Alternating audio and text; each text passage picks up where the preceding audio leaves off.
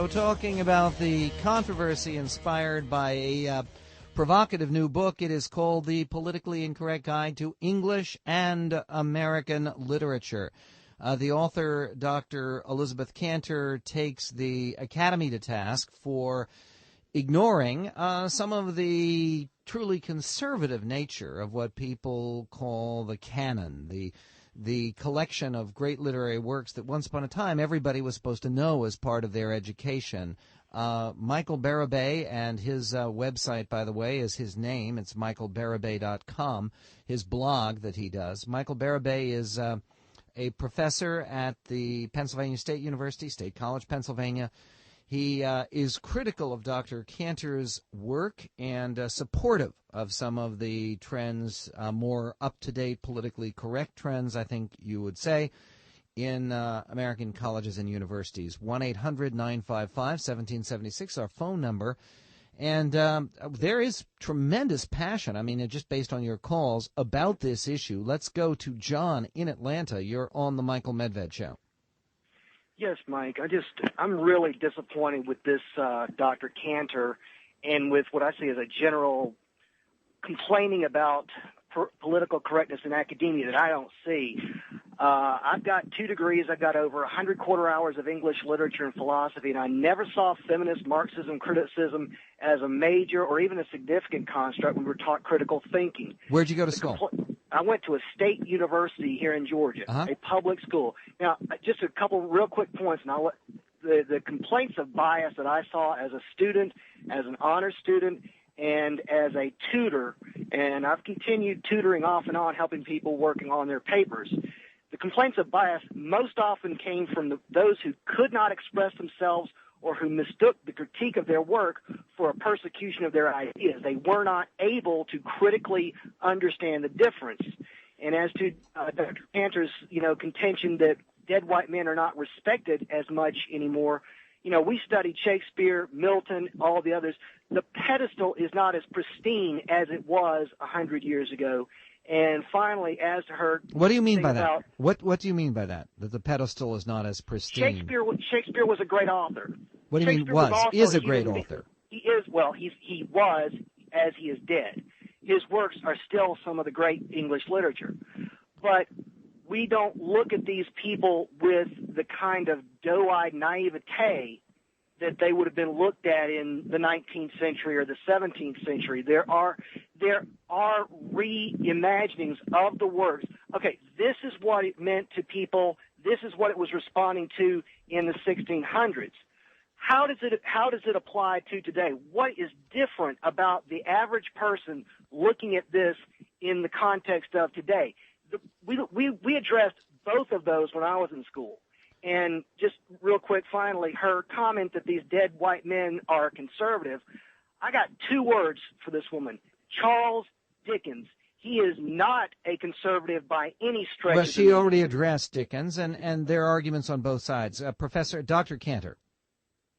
Well, again, I'd say the question is conservative by what standard? I mean, Professor Berube gets a lot of mileage on his blog about how conservatives are kind of, he makes us out to be paranoid because we think professors are dangerous. And it's funny, he has a funny blog.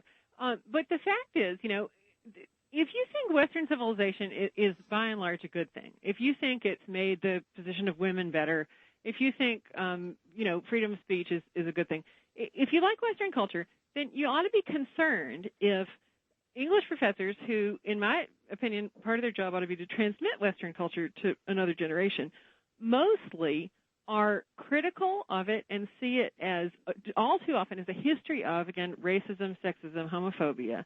And when they do teach something like morality, what they're teaching is really a kind of I guess I'd call it a pre-Socratic, everything is flux sort of postmodernism. All right, let me ask Professor Berube very directly. Would you feel comfortable in agreeing with the statement that Western civilization is more functional, is greater, is more relevant for your students than, say, the civilizations of Mesoamerica, of the Aztecs, Incas, and Mayas? Yeah, the short answer is yes, but I've said this many, many times over the last 10, 15 years. I took the Western curriculum At Columbia University, I think it's a good idea. In fact, you're going to get me into the classic Gandhi response, that Western civilization would be a good idea. But it's weird that Dr. Kantor says this, because she just published a thing in the Boston Globe where she said that the origins of our intellectual freedoms are in Christian theology, not in anti-religious Enlightenment thought. I'm kind of in favor of the Enlightenment. The Enlightenment was a good idea. What it needed was more Enlightenment. Dr. Kantor? Well, what I'd say is that, Professor Berube, again, in the kind of way he approaches questions of morality, like many English professors, looks at it as a question of, we need to get away from absolutes. We need to get away from morality that's based in what traditional Western morality has been based in, which is either belief in God or belief in Platonic forms or belief in any sort of objective foundation that those things are based in. And I'd say Western civilization has been served really well by foundationalists. Let me try to focus on this very directly with Dr. Berube for a moment. Would you say that America would benefit as a society if Christianity were less influential in this country than it is? Yeah, and here's why. It goes exactly to what I'm glad this is actually the serious disagreement. The problem with believing in objective values and beliefs about God is when people disagree about these things, they construe the other side not just as mistaken, but as somehow evil. And that leads, I think, pretty directly to armed conflict and extermination, all kinds of evil things. I prefer to believe that people who disagree with me are not evil. They just disagree with me. They start from different premises. They wind up with different conclusions. Do you think I think actually less Dr. Kantor, do you believe that Professor Berube's ideas system or Professor Berube individually is evil? I don't believe Professor Berube is evil at all. I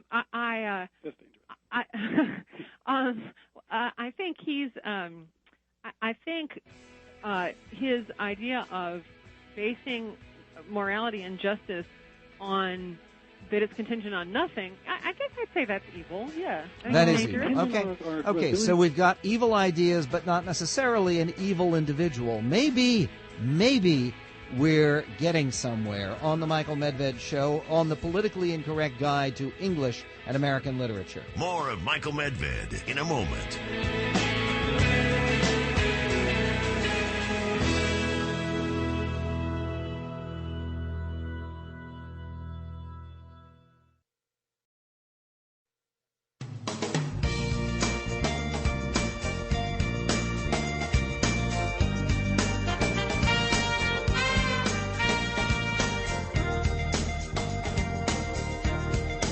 To order a copy of today's show, call 800-468-0464. This is the Michael Medved Show.